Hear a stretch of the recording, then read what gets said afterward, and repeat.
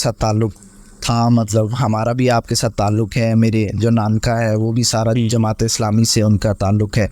تو اس لیے ہم نے کہا کہ اس اپرچونیٹی کو جو ہے وہ ضائع نہیں کرنا۔ بہت شکریہ۔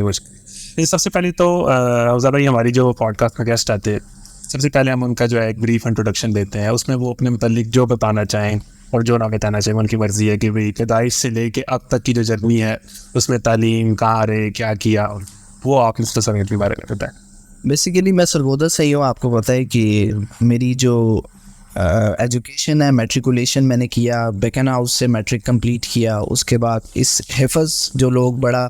کانشیس ہوتے ہیں کہ میں نے حفظ، کیونکہ مین کام تو میرا تلاوت کا ہے، تو حفظ میں نے دارالارقم سے کیا بلال کیمپس سے،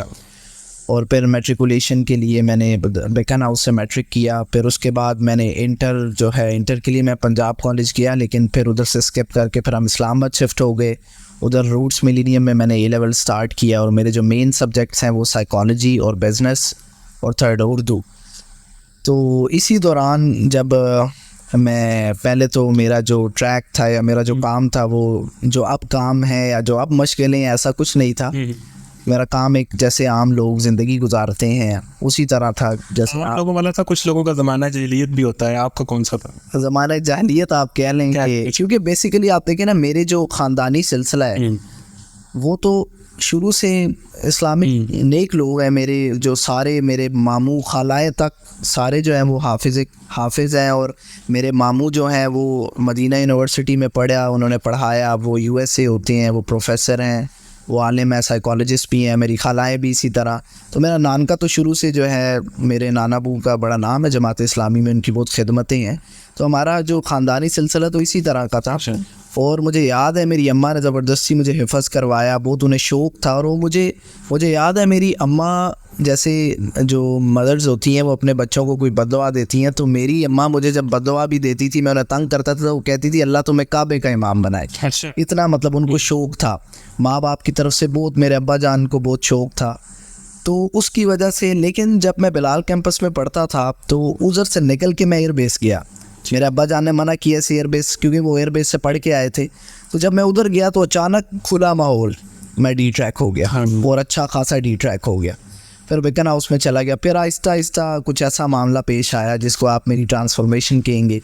میرے دوست بھی تھے اور ایسا سسٹم تھا، تو سارے کام کرتے تھے سب، لیکن جو ایک سکون کی جو ہے نا وہ کمی تھی، دوستوں کے ساتھ کچھ لڑائی ہو گئی، کچھ تعلقات خراب ہو گئے، میرے پرانے دوست تھے تو ان کے ساتھ تعلقات خراب ہوئے، تو بڑا ڈپریشن میں اور یہ وہ، پھر اچانک ایک آیت آگے سے گزری، الا بذکر اللہ تطمئن القلوب، مطلب کے ساتھ گزری، تو انٹلیکچل سوچ تو شروع سے تھی، اللہ کا شکر ہے وہ ہمارے سارے ہی گھرانے میں سب کی ایسے تھی،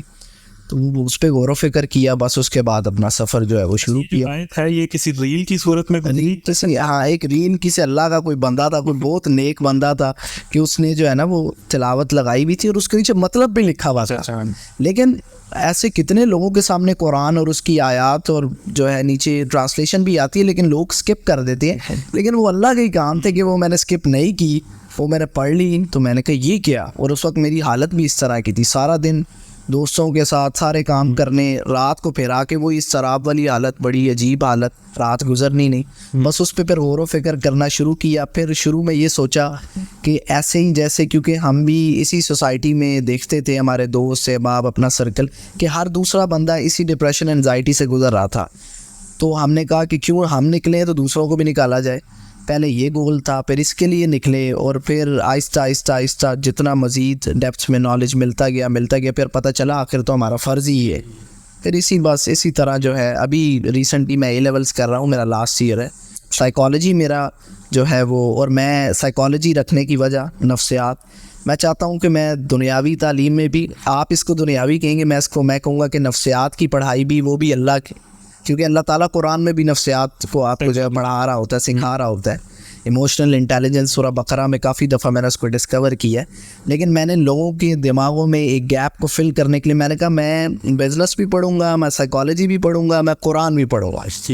تاکہ لوگوں کی جو ایک رٹ ہے نا کہ اس میں جس کا بھی ہاتھ ہے کہ دین علیحدہ دنیا علیحدہ، ایسا نہیں ہے، دین اور دنیا ایک ہی، میرے مطابق جتنا میں نے ابھی تک پڑھا ہے، دین اور دنیا ایک ہی چیز ہے۔ اگر آپ صلی اللہ علیہ وسلم یا حضرت عمر رضی اللہ تعالیٰ عنہ وہ دینی لحاظ سے A1 ہے تو وہی لیڈ بھی کر رہے ہیں, وہی پالیٹکس بھی کر رہے ہیں. یہ ابو علامہ مودودی صاحب کا موقف تھا نا, لیکن آج کل انہوں نے کہا علماء اور دین بالکل ایک سائڈ پہ, آپ اپنا کام کرو, ہمیں نہ چھیڑو, ہمیں اپنا کام کرنا. تو اس گیپ کو میں فل کرنے کے لیے, اور ویسے بھی نفسیات کو جاننا, کیونکہ لوگوں کی کاؤنسلنگ کرنا, اور ہمارے پاس زیادہ اسی طرح کے لوگ آتے ہیں جو اپنے حالات سے پریشان ہوتے ہیں, جن کو سمجھ نہیں آ رہی ہوتی, اور ہمارے ینگسٹرس کے یہی مسئلے ہوتے ہیں کہ اپنی زندگی کو کیسے ہم نے آگے کیا گول سیٹ کرنے, ہمارا کیا مقصد ہے. تو نفسیات بہت اچھا جو ہے نا وہ رول پلے کرتے ہیں. صحیح ہے. اچھا, آپ نے یہ بات کی کہ آپ کا تعلق سرگودا سے ہے, میرا خیال ہے بہت سارے لوگوں کے لیے یہ بات نہیں ہے. بالکل, میں ابھی یہ عمیر بھائی ساتھ ہم ادھر جاتے ہیں نا, لوگ ہمیں ملتے ہیں, وہ کہتے ہیں آپ تو اسلام آباد سے. نہیں, میں کہتا ہوں میں سرگودا سے ہی ہوں, لیکن میں اسلام آباد چلا گیا تھا ادھر رہنے. میرا تعلق سرگودا سے ہی ہے, میرے آباء و اجداد کا تعلق بھی سرگودا سے ہی ہے. ٹھیک ہے, ماشاء اللہ, یہ تو بڑی اچھی بات ہے. سرگودا